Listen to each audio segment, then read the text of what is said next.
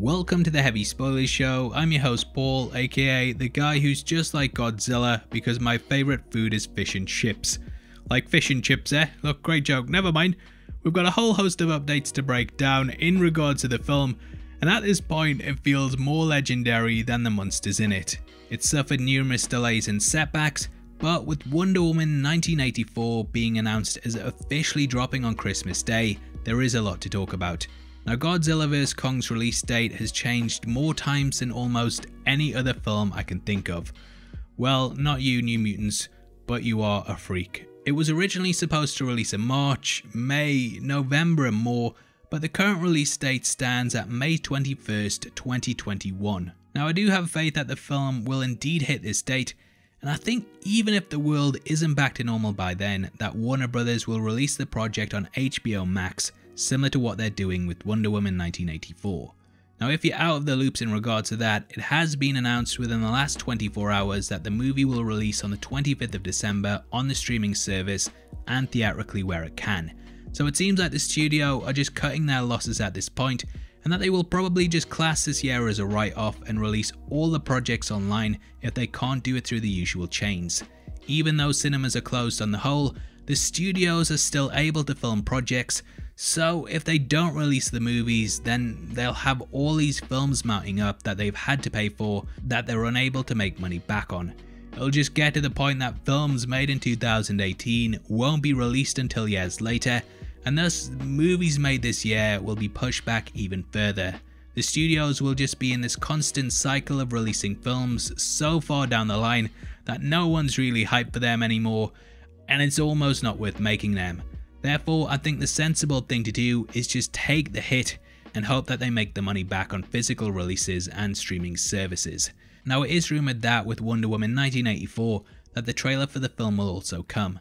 If you've been following our coverage so far, then you'll know that we did do a big breakdown on how long trailers tend to release before a film arrives at the theatre. Simon Follows put together a graph on how regularly this happens, and typically the first full teaser of a big release comes within 5 to 6 months of the film dropping.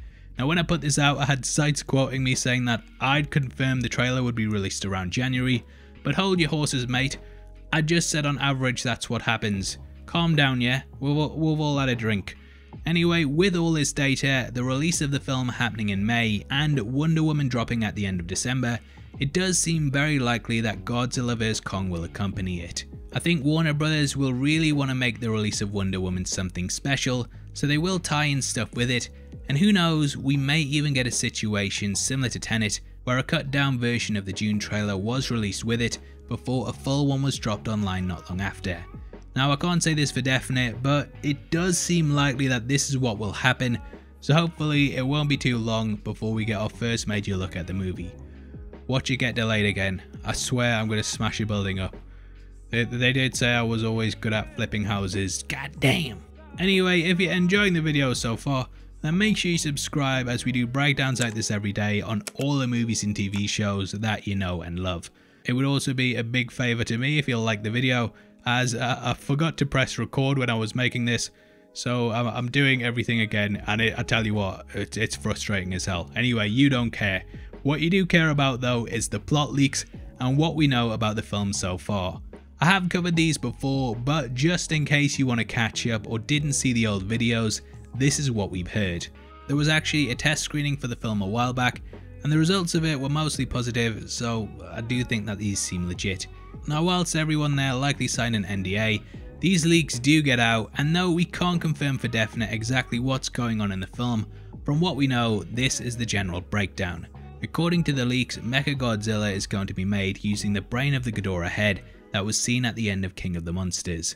This is being worked on by a company called Apex, and they make biological weapons that are designed to eradicate the Titans. With the help of Titan DNA from Godzilla and Ghidorah, they make a WMD codenamed Kairu that can wipe both Godzilla and Kong off the face of the earth.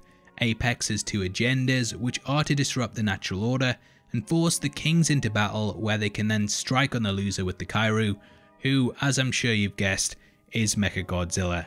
Apparently Mechagodzilla doesn't appear a lot, and instead he just pops up at the end, similar to Doomsday and Batman v Superman. Now on the opposite side are Monarch, who are trying to do everything that they can to stop Apex, so they start to research the Hollow Earth, which is where Kong roams and rules over. It turns out that the main passages of the Hollow Earth run through Skull Island, which is how Kong was able to migrate into ruling over this domain so easily. The Titans have all moved there, and they show up on Skull Island too, falling under his rule. During research into the Hollow Earth, we discover the origins of Kong and the Gojira species. The two bloodlines hate each other, and we learn that Godzilla is the last of his kind. He lasted so long because he was a super species of the Gojira, the alpha that ruled over them before Ghidorah's arrival. Juxtaposing this, the Kong species evolved differently due to them being primates. The Alpha Kong was known as King of all Kongs and King of Skull Island, which of course paints out how things were at the location. Their home is off limits to the Gojira, and they've kept them out due to the storms that surround the island. They're unaware of the Hollow Earth tunnels, but this is later discovered. Now we learn that when the Hollow Earth was formed, it broke the planet up into continents and also enabled there to be different civilizations. Godzilla's became the lost city of Atlantis, whereas Skull Island became, well, Skull Island. No prizes for guessing that. The inhabitants of Skull Island believed that one day there would be a reckoning when Godzilla would arrive on the island and Kong, their protector, would go head to head with it. This is shown on a cave painting that's predicted that Godzilla will come for a day of reckoning when he feels that his rule is no longer valid. This threat to what he views as the natural order will cause a lot of issues, and thus Apex has manipulated the situation to make it seem like this is the time. As we said, the battle has been prophesized, and people on the island have prepared for this day over the centuries by building a giant axe for Kong, which we have confirmed by the toy leaks. Now Mechagodzilla has an Orca device built into it, which causes issues with the Titans. Godzilla will become confused over why they aren't falling in line, and he gets very violent and angry over this. As Kong is the one Titan that can't actually be controlled, blame falls at his feet, and thus the two end up on a collision course.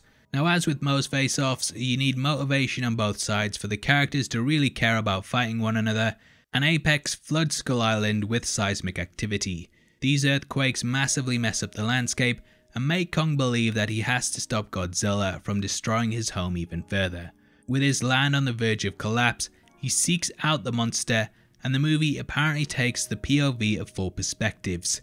That is Kong, Godzilla, the people at Apex, and those at Monarch that are trying to stop them. This leads to a battle in Hong Kong that will apparently be 5 minutes long, and according to the leaks, it doesn't cut away from Godzilla and Kong at all.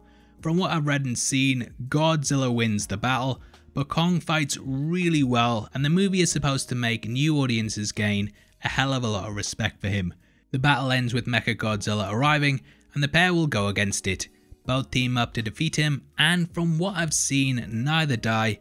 However, it does lead to the pair gaining new titles, and together they will roam different parts of the Earth.